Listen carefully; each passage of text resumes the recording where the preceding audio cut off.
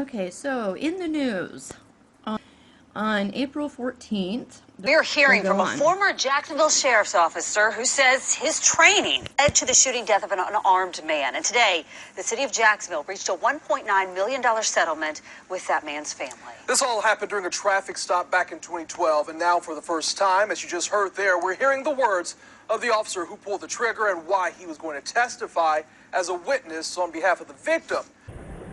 I'm confident, and again, venture to say 100% sure, if I had that training, shooting wouldn't have occurred. This recording is the February 3rd deposition of Jeff Edwards, the officer who spotted Davian Williams driving erratically in 2012, resulting in a short pursuit and traffic stop. He said Williams didn't respond to commands to exit. I was trained to retreat, I would have retreated. I was trained to approach the car, to use that doorpost for cover. I was trained to do exactly what I did. Okay, so this officer's training is to come up to a vehicle, and when he thinks he might maybe possibly see someone reach for a gun, he just shoots into the car. Okay, after reading about that officer and how he shot an unarmed man and, got his job back and then ended up resigning. But anyway, I started looking into the department, and I ran across a group of journalists who actually did a lot of the work for me from the Florida Times Union. They did a big investigation called No Further Action, and there's like a 4-part series. I read them, very interesting stuff. I'll leave a link, but it includes a database, and it says that 125 people have been shot by Jacksonville police officers since 2007, and every shooting is deemed justified by the state's attorney's office. The sheriff's office examines the case to determine whether the officer broke department policy, which is the only reason that officer we just looked at was fired, because he broke policy, not because he shot an unarmed man. So anyway, looking into this, I found that in 2016 they shot 9 people. 6 of them were black, 3 were white. I'm going to talk about 2 of the shootings because they stick out to me, and I'm going to also tell you guys about the children that were shot, people that were shot in the head. All of these unarmed officers who shot multiple unarmed people and still work, and one of them got a promotion. Crazy stuff. It's a lot to tell. I'm trying to pack it in. So anyway, I'm going to start with Keith Crowder. He was shot in June of 2016, and he survived. Still unknown what prompted Officer Serge Paul to fire twice, hitting Keith Lawrence Crowder in the chest with both shots. Paul said he was pursuing Crowder for speeding and spinning his tires. Paul said that Crowder got out of the car and did not obey his commands to get back in the car. Witnesses dispute the police version of events, saying that Crowder was showing his hands and surrendering at the time of the shooting. Officer Serge Paul. The Jacksonville Sheriff's Office has not said why the officer shot Crowder, only that he wasn't complying with the officer's commands. But Secu says several witnesses claim otherwise. According to the witnesses that we spoke to the very next morning, he did what JSO complied. Rights were violated. I ain't had no harm on my mind. My hands were straight up, just like this. Don't shoot. Don't shoot. Keith Crowder telling his story to Ben Frazier with theblackviewpoint.com. Next thing I know, I felt one round in my chest, and I looked down, and I just felt another round, and the man on top of me talking about, you got anything on you? I'm like, why are you shooting me? And I ain't got nothing on me. Like, everybody said don't shoot. I had my hands up. So other people said don't shoot, and you said don't shoot as well? Yes. And he still shot?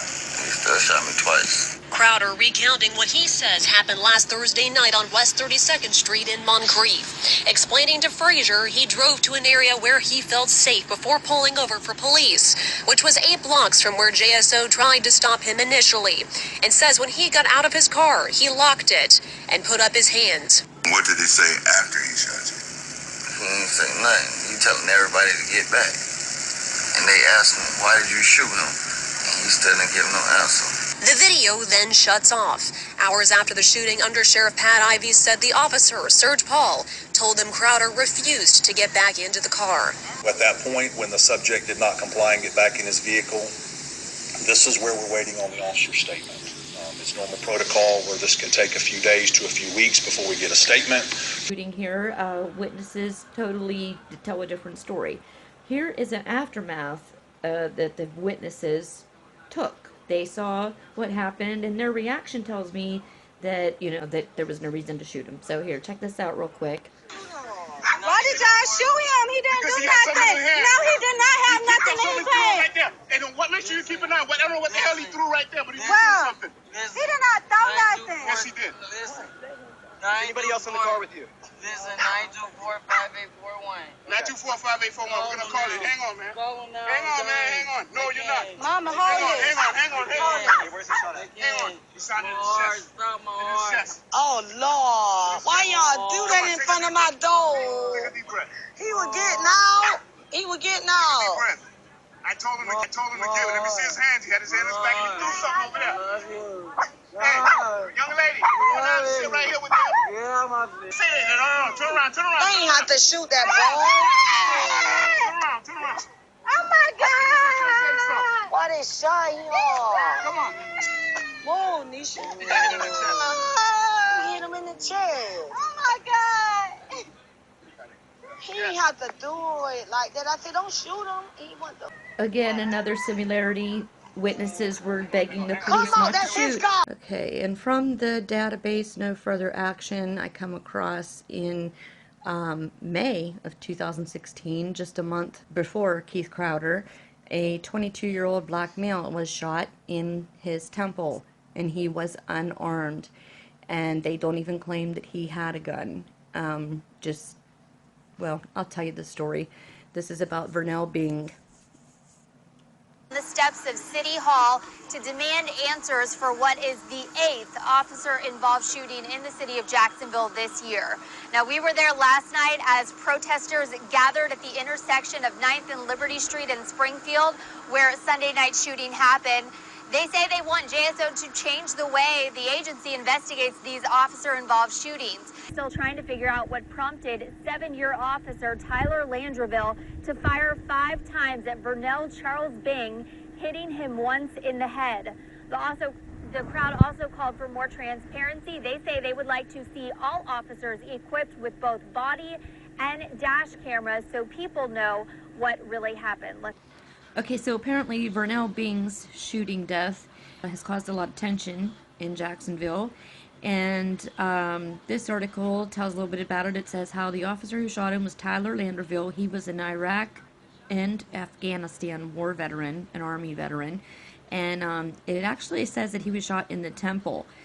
And not just in the head, but in the temple. This man was unarmed. By summer, they were joined by more than 300 protesters in the street. So remember, if you're looking at protests in the streets and they have like a sign with one person's name on it, look at this department, for example. It just goes to show that it's usually not just about that one person. This community has been putting up with things for a long time. There's a lot more shootings, but you're not going to hear about them.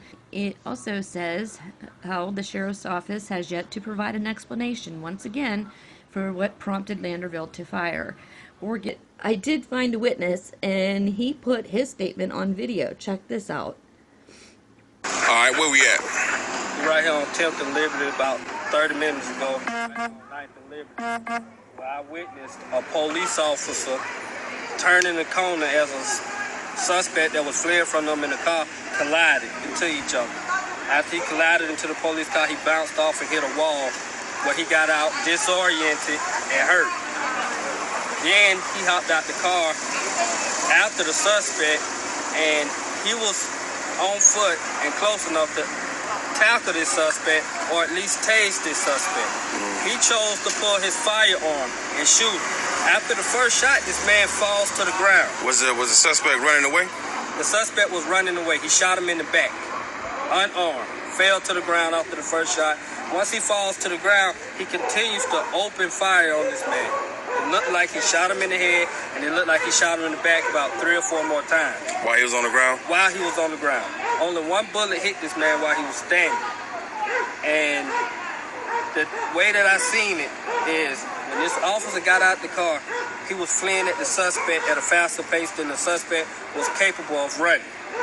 And he could have tackled this suspect and handcuffed him. The suspect was hurt and disoriented, like I said before, but he chose. See how his story stays the same? He's not thinking of things. He's positive, like he's clear on what he saw. He's rambling it off. Like, like it said at the beginning, he just saw this 30 minutes ago. He chose to take a life. Blue He lives therefore matter. committed a murder in my eyes because he could have tackled this man no more than 3 to 4 feet away from this man, and he chose to pull his gun and shoot him. Did the guy have a weapon on him? The guy had no weapon on him. And the guy was walking away or running away, limping away? He was limping away. He could have walked faster than he could run. Okay. Okay, I thought this was interesting about Officer Tyler Landerville. One incident in his file was a crash while he was on duty in 2014. In that crash, he was ordered to undergo informal counseling and remedial training, so it must have been some crash. I think that adds to the story a little. 110 days later, what we still don't know about the Vernell Bing police shooting. Okay, it's still under investigation. It goes on to say, here's what we still don't know about the shooting that the police have not ever came forward and answered. What specifically prompted Officer Tyler Landerville to fire his weapon after Bing got out of the car he crashed at the scene? In other words, why did he shoot him in the head? Why did he shoot him in the back of the head? We can't get an answer for that. Okay. All right, so this article published on September of 2015 by the Florida Times-Union tells how a state's attorney clears a Jacksonville cop who justifiably shoots a 16-year-old boy. So far, we have Case Crowder, who was shot and survived, but they can't explain why. And then again, the same team, they shoot Vernell Bing Jr. in the head and can't explain why. Well, they also shot this kid in the head.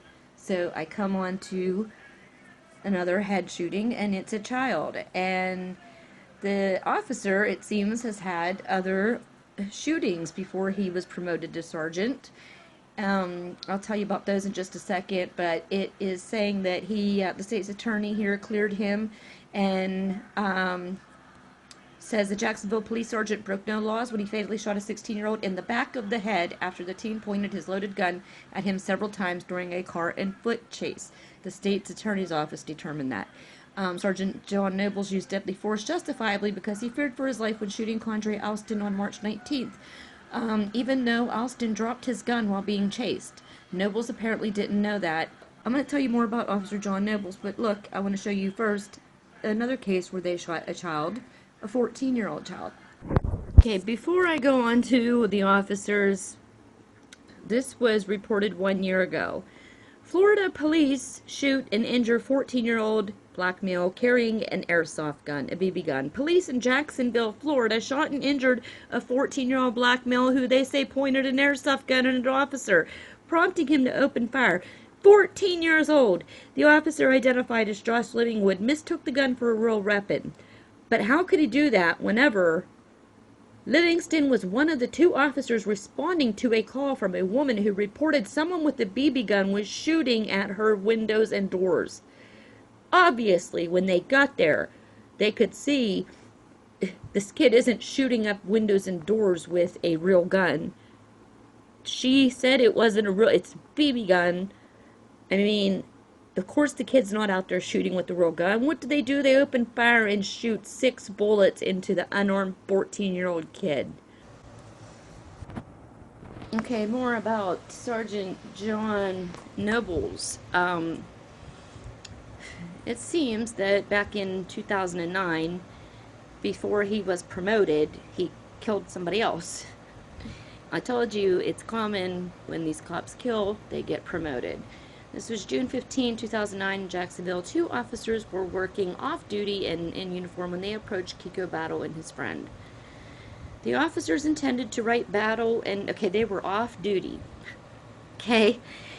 But they were just going to write Battle and his friend a pedestrian citation for walking in the street, a jaywalking ticket, because they're really concerned about jaywalking when they're off-duty. But Battle, 24, argued with Officer John Nobles and then moved away. Nobles fired his taser. A gun dropped from Battle's waistband as he collapsed. As he got up, Battle picked up the gun and pointed it towards officers, officials said. Nobles fired several shots. Battle was hit and began to run as both officers ran after him. He climbed over a fence, was still holding the gun, and was ordered to stop. He was shot again, and he fell to the ground. His loaded gun found by his feet. Battle's mother witnessed the shooting and told reporters she was begging the officers not to shoot. And I did see a report of that. The grandmother begged them not to shoot him, and they did in front of her. Fuck the police. Fuck the police. Without that badge, you a bitch in the head. Okay, so just to prove that this department is really something else, there is another officer who has been involved in a couple of shootings. This report was done on January 22nd, 2016.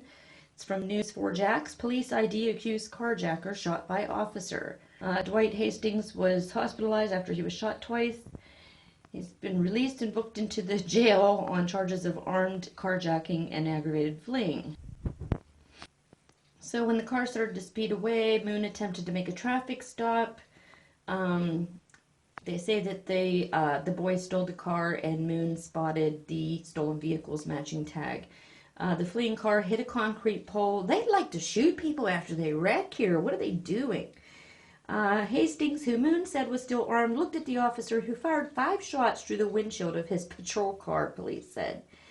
Wounded, Hastings attempted to run, but a second officer who rounded the corner as he heard gunshots stopped Hastings, who was taken to U.S. Health Jacksonville for treatment before being booked into jail. The only thing they found was a folding knife that looked like a gun found in the stolen car, which they believe might have been what they used in the carjacking. Police said Hastings admitted the weapon was his, but it is unclear if that's the weapon that was shown to Moon. Hastings has had 2 previous arrests for petty theft and trespassing and giving false information to police. Moon, of course, was not hurt. Moon is the police officer. And guess what? Hackey said this is his 3rd shooting in which Moon has been involved. One of the previous shootings was deadly. In June 2008, Moon shot and killed a 22-year-old, Travius DeVos, one of 4 suspects in a robbery at a GameStop. DeVos did not have a gun when he was shot, but surveillance still appeared to show him holding a gun inside the store. Moon fired his weapon one other time but missed. So he has shot 3 people and shot at another one and missed. Okay, real quickly, an effort to prove that some of these officers have multiple shootings. In the new year of 2017, it wasn't but 2 days before this department had an officer-involved shooting. Police say Officer Delaney Hawley and 3 other off-duty officers, they were all off-duty, were working traffic in the lot when a driver of a gray Dodge Charger accelerated towards Hawley, hitting another car and the officer. Okay, we see how these shootings go when they were trying to run the police over. We've seen all the videos, but okay, maybe. But anyway, Officer Hawley chased the car. In fear for his life, he chased the car down and fired 2 shots into the vehicle, hitting the back window and the rear driver's side window. Now, they say they did retrieve an AK-47 from the passenger seat of the suspect's car, and but it says Officer Hawley has been with the Jacksonville Sheriff's Office for 25 years and retires in 35 days. This is his 2nd officer-involved shooting. Fuck the police.